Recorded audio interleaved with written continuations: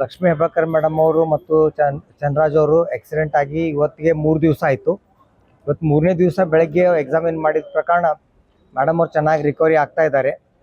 First day ಮಾಡಿದ MRI ಮತ್ತು ultrasound ರಿಪೋರ್ಟ್ಗಿಂತ ಇವತ್ತು ಮಾಡಿದ ರಿಪೋರ್ಟ್ ಒಳಗೆ ಇನ್ನೂ ಇಂಪ್ರೂವ್ಮೆಂಟ್ ಕಾಣ್ತಾ ಇದೆ. ಇವತ್ತು ಬೆಳಗ್ಗೆ ನಾವು ಅಲ್ಟ್ರಾಸೌಂಡ್ ಮಾಡಿ ನೋಡಿದ್ವಿ.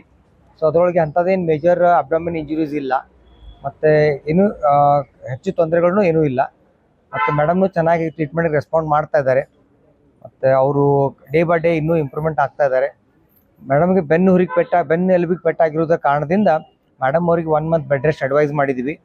ಮೇಡಮ್ ಅವ್ರು ಸ್ವತಃಗೆ ತಾವು ಕಾಟಲ್ಲಿ ಆ ಕಡೆ ಈ ಕಡೆ ಹೊರಳಾಡ್ತಾ ಇದ್ದಾರೆ ಇವಾಗ. ಮತ್ತು ಕಾಲುಗಳದೆಲ್ಲ ಚೆನ್ನಾಗಿ ಮೂವ್ಮೆಂಟ್ ಮಾಡ್ತಾ ಇದ್ದಾರೆ. ಆಮೇಲೆ high protein diet, high calcium diet advice ಮಾಡಿದ ಪ್ರಮಾಣ ಮೇಡಮ್ ಅವ್ರು ಸರಿಯಾಗಿ ಊಟ ತೊಗೋತಾ ಇದ್ದಾರೆ. ಅವ್ರು ಚೇತರಿಸ್ಕೊಳ್ತಾ ಇರೋದು ನೋಡಿದರೆ ಮೇಡಮ್ ಬೇಗನೆ ಆರಾಮಾಗಿ ತಮ್ಮ ಕಾರ್ಯಗಳನ್ನು ಮತ್ತೆ ಶುರು ಮಾಡ್ತಾರ ಅಂತ ಅನಿಸ್ತೈತಿ.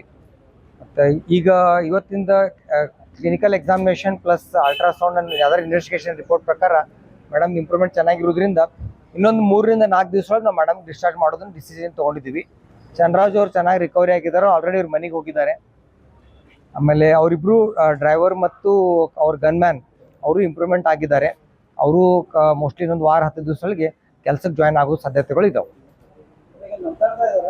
ಇಲ್ಲ, ಮೇಡಮ್ ಇನ್ನ ನಡೆದಾಡ್ತಾ ಇಲ್ಲ. ಮೇಡಮ್ ಬೆನ್ನೂರಿಗೆ ಪೆಟ್ಟಾಗಿರೋದ್ರಿಂದ ಮೇಡಮ್ 1 ಮಂತ್ ಬೆಡ್ ರೆಸ್ಟ್ ಮಾಡಬೇಕಾಗತ್ತೆ. ಬಟ್ ಚೆನ್ನಾಗಿ ರಿಕವರಿ ಮಾಡಿದ್ದಾರೆ. ಈಗ ಬೇರೆ ಪೇಷಂಟ್ ಕಂಪೇರ್ ಮಾಡಿದ್ರೆ ಇವರು 2-3ನೇ ದಿವಸದಲ್ಲೇ ತಾವೇ ಸ್ವತಃ ಆಜು ಬಾಜು ಟರ್ನ್ ಆಗೋದು, ಕಾಲು ಜಗ್ಗೋದು ಬಿಡೋದು, ನಾವು ಹೇಳ್ಕೊಟ್ಟಿದ್ದು ಎಕ್ಸಸೈಸ್ ಮಾಡೋದು, ಆಮೇಲೆ ಡೈಟ್, ಆಮೇಲೆ ತೊಗೊಂಡಿದ್ದೆಲ್ಲ ಊಟ ಚೆನ್ನಾಗಿ ಡೈಜೆಸ್ಟ್ ಆಗ್ತಾ ಇದೆ. So improvement is very satisfactory. ಅದಕ್ಕೆ ಮೇಡಮ್ ಚೆನ್ನಾಗಿ ರೆಸ್ಪಾಂಡ್ ಮಾಡಿದ್ದಾರೆ. ಇನ್ನೊಂದು 3-4 ದಿವಸ ಮೇಡಮ್ನ ಡಿಸ್ಚಾರ್ಜ್ ಮಾಡ್ತೀವಿ. Okay, thank you.